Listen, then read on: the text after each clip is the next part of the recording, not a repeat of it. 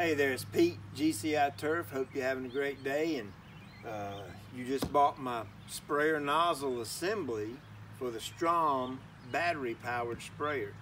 And I'm going to teach you how to calibrate it. Now this, I know in the past you've heard me talk about 1 quart per 1,000 and all that. And I think we can achieve that with this sprayer, but I'm going to leave that totally and completely up to you. And what I'm going to do is teach you how to actually calibrate this thing to your own personal pace, so you can walk at the speed you want to walk at. You can use the calibration rate you want to use. So I'm going to teach you how to calibrate this thing super duper easy. So the first thing you want to do is take the battery and charge it up fully. You want a full charge with it. Just clips in, shut the little door. Over here on the side you've got a high and a low, okay? You want to fill it up with water. These are all quick connectors. Click it off. Turn it on the high setting. Prime it. Okay, get some water. Now, here's a good rule of thumb. If ever you run the sprayer out of product or out of water, whatever you're spraying, it's going to be difficult for it to prime itself. So you simply want to refill up your sprayer, turn your pump on the high setting, pop this off, give it a quick spray, and it's primed and ready to go. Okay, so once you get it primed, you can see the sprayer nozzle assembly comes with the correct fitting. Just pop them in, you're ready to go. Now, don't get confused. The sprayer nozzle assembly will fit in this end as well, right on the gun. But you most certainly want to put the wand in there. Make sure you use the wand with this. I'm going to hold mine roughly 8 to 12 inches off the ground. Of course, when you're walking, it's going to fluctuate a little bit. That's completely fine. Just getting a good, comfortable position. I'm going to hold it kind of out and then out away from me, so that I don't get any drift on my pants and all. And then you're still going to notice some of it's going to drift on your clothing. So make sure you wear old clothing when you're spraying, that kind of thing. Of course, the pressure on the pump needs to be consistent, and that's why we use battery power, because that pressure won't change unless the battery gets weak. Of course, if the battery gets weak, you replace the battery. Always keep it charged up good. You can get several applications out of one charge, so that's a good thing with these sprayers. And of course, the last thing we want to keep consistent is our speed. That's where you come into play, and you have to practice with your sprayer. You have to practice, okay? Your speed that you walk is going to determine the calibration. Okay, so I've got my nozzle assembly on, got water in the tank. Battery is completely full. The tip itself is about 8 to 12 inches off the ground. I'm gonna squeeze the trigger.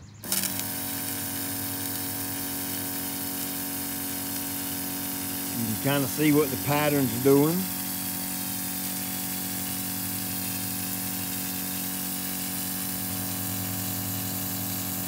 Nice wide pattern. And I'm going to let this run for a good 30 seconds to a minute. I want to get the ground or the concrete here very good and wet, because I want to visualize my pattern.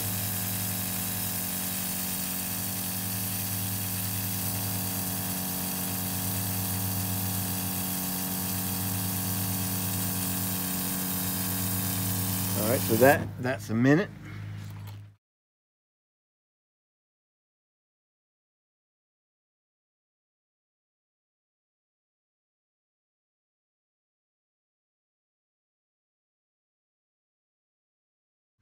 Okay, so you can see I'm about 8 foot wide. Now there is about 6 to 12 inches on either side of my 8 foot. That's just some little fine droplets. Okay, we're going to consider that our overlap, what we use to overlap. So my main concern is this 8 foot wide pattern, because that's where the most condensed spray is at. So the next thing we need to do, we know that we're at 8 foot wide. Now we need to figure out what 8 times what is 1,000 square feet. Of course, I know that's 125, but we're going to do 8 foot wide times 125 foot in length equals 1,000 square feet. Okay, so here's where the fun begins. You or yourself are going to determine the calibration. Now, if you walk faster, that means you can use your spray. Your 4 gallons will spray more square footage. If you walk slower, it sprays less square footage.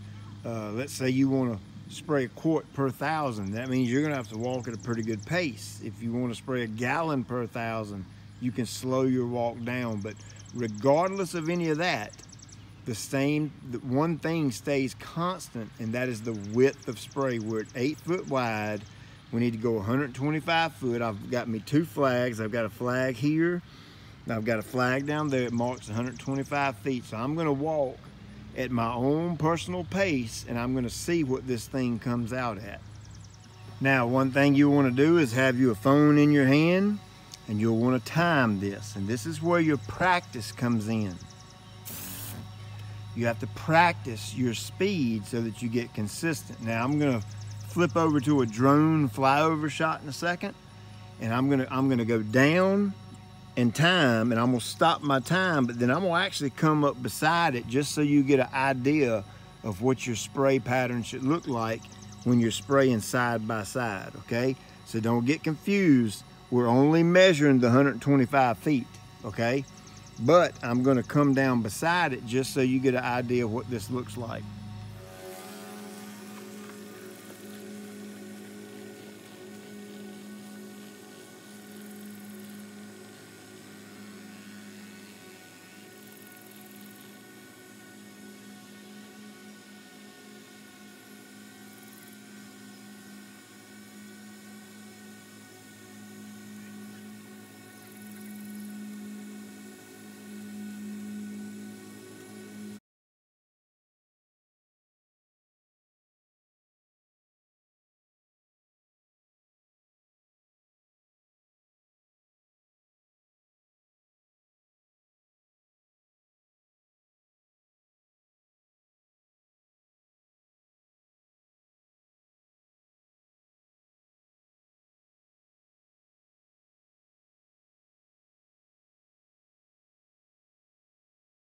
All right, so I actually ended up timing myself down and back just to check my accuracy. And now I've been doing this a very long time, so I was pretty good.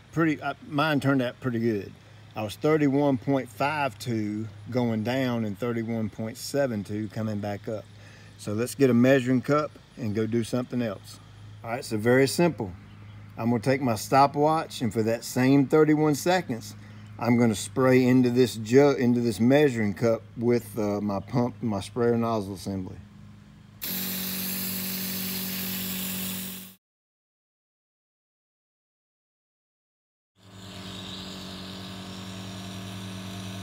Okay, let's just see what we have based off that walking speed, the nozzle assembly, and this pump. I've got 44 ounces in here, okay? Now, I want to figure out how many 1,000 square feet I can cover with that 4 gallons based off everything we just did. All right, so very simple math right here. There's 4 gallon, it's a 4 gallon backpack sprayer, so we're going to do 4 times 128 ounces in a gallon. That's 512 ounces. We're going to divide that by the amount of ounces in here, which was 44.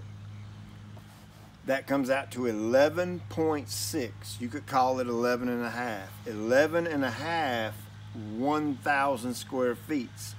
So that means you can cover 11,500 square feet based off of what I've done here.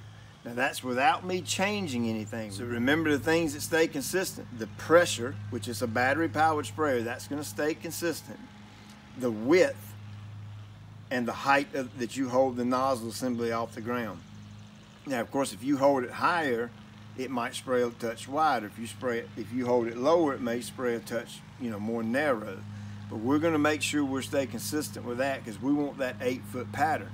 The only thing that can fluctuate is your speed. So the way you change this number is with your speed. If I walked faster, I can cover more square footage. If I walk slower, I can cover less square footage. So let's just do some simple math, all right? We were at 31 seconds. I'm gonna call it 30 seconds just for easy math. 30 seconds, my 30-second walk speed, I can cover 11,500 square feet. Let's double that walking speed and let's call it 60 seconds. Okay, if it took me a minute to walk 1,000 square feet, well, this number gets cut in half. So instead of 11.5 divided by 2, you can only cover 5,3/4, roughly. Call it 6,000. So I would prefer you stay somewhere around the half a gallon to a gallon range on this personal pace deal. You can get it down to a quart. It's completely fine to run a quart. Permagreens and Z-sprays and all those machines, they run a quart per 1,000. So you're plenty good to do that. But the reason we came out with this is because it's a high pressure sprayer and you can put out more volume. Okay, it's very easy to get a gallon per 1,000 out of this sprayer, and you don't have to creep and crawl across the yard. So let's talk about the products that go in this tank now. All right, so the sprayer nozzle assembly comes with a trim tip as well. And what I use the trim tip for is exactly what it sounds like. I edge out my trim. Typically I use it just around the roadside, sidewalks, that kind of thing, narrow areas of grass. I rarely use it to where the mulch and grass meet, pine needles grass meet. I just rarely use it. Now if you're in tight quarters, you have to be very accurate, then you might want to use that. But you want to hold this off the ground at a height to where it produces a 2-foot wide spray. Okay, and then everything's going to work out if you can do that. Now I think you have to hold it somewhere around the 12-inch mark off the ground in order to get 2 foot. Let me show you what that looks like.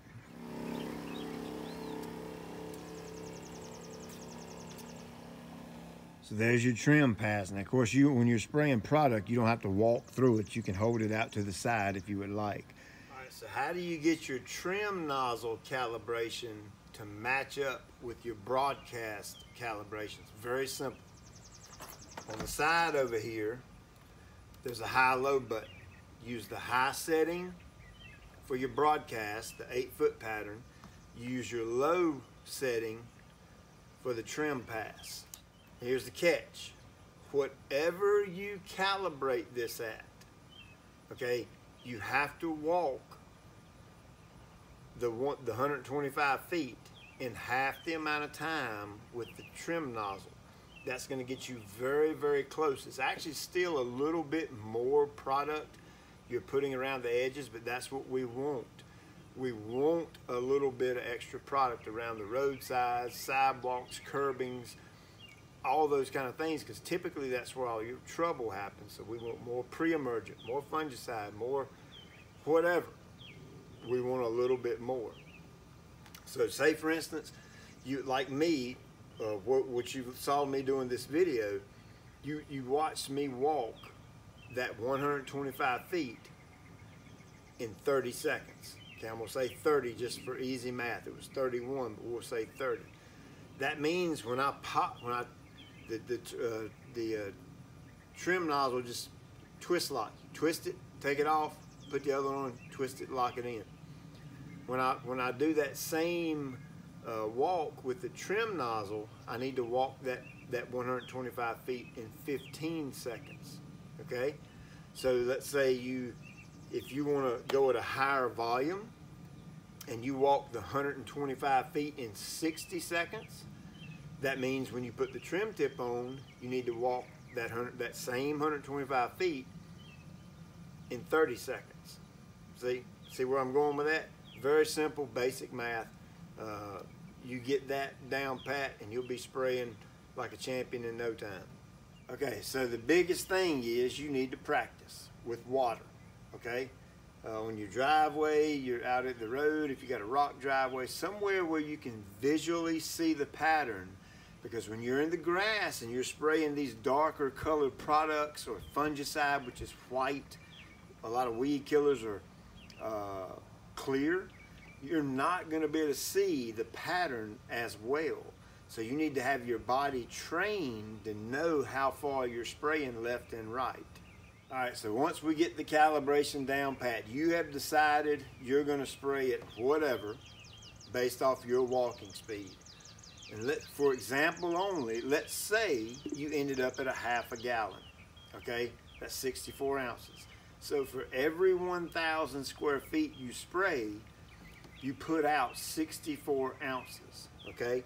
Now in that 64 ounce, this is where so many people get confused. This is a 64 ounce measuring cup. Inside that 64 ounces, that product has to go in there as well with the water, okay? Don't get confused. This is where so many people get confused. I'm using 64 ounces as an example. I don't know what you are going to calibrate your sprayer at because I'm not standing beside you helping you. You determine the calibration. You walk slower, this number goes up. You walk faster, this number goes down.